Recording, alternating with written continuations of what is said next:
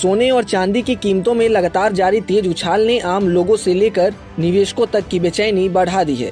जहां एक ओर लोग शादी विवाह के लिए खरीदारी को लेकर असमंजस में हैं, वहीं दूसरी ओर निवेशक सही एंट्री पॉइंट तलाशते हुए नजर आ रहे हैं। ऐसे समय में बजट 2026 के करीब आने से चर्चा और तेज हो गई है।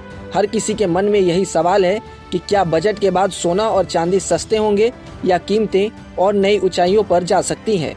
ऐसे में अभी खरीदारी करना सही रहेगा या फिर थोड़ा इंतजार करना बेहतर विकल्प होगा, चलिए बताते हैं। फिलहाल हालात ये हैं कि सोना और चांदी ऑल टाइम हाई पर पहुंच चुके हैं। 28 जनवरी को MCX पर सोने ने इतिहास रचते हुए पहली बार 7,201 रुपए की तेजी के साथ 1,64,900 के स्तर पर पहुंच गया।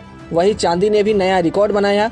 चांदी एक ही दिन में 26,821 रुपए बढ़ गई और कीमतें 3,83,100 रुपए प्रति किलोग्राम पर पहुंच गया।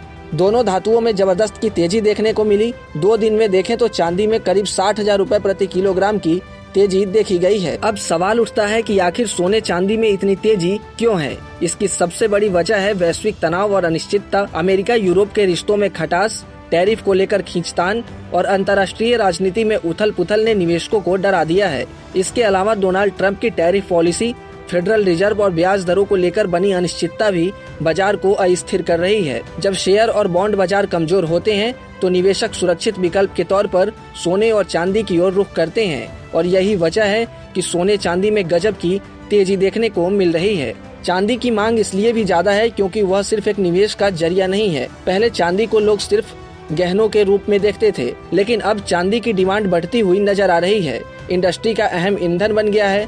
चाहे सोलर पैनल हो, इलेक्ट्रॉनिक्स हो या EV, हर सेक्टर में चांदी का महत्व बढ़ता जा रहा है। लेकिन सवाल यह है कि क्या चांदी की कीमत ऐसे ही बढ़ती रहेगी या फिर चांदी सस्ती भी होगी। तो इसका जवाब है कि जेम्स एंड ज्वेलरी इंडस्ट्री चाहती है कि सोने चांदी पर इम्पोर्ट ड्यूटी को और घटाया जाए ताकि चांदी सस्ती हो सके। पिछले साल इसे 15% से घटाकर 6% किया गया था। हालांकि एक्सपर्ट्स मानते हैं कि बढ़ते आयात खर्च और चालू खाते के घाटे को देखते हुए सरकार बड़ी राहत देने से बच सकती है। कुल मिलाकर देखें तो सोना और चांदी रिकॉर्ड ऊंचाई पर हैं, लेकिन कीमतें कब कम होंगी या नहीं होंगी इससे लेकर कोई गारंटी नहीं है।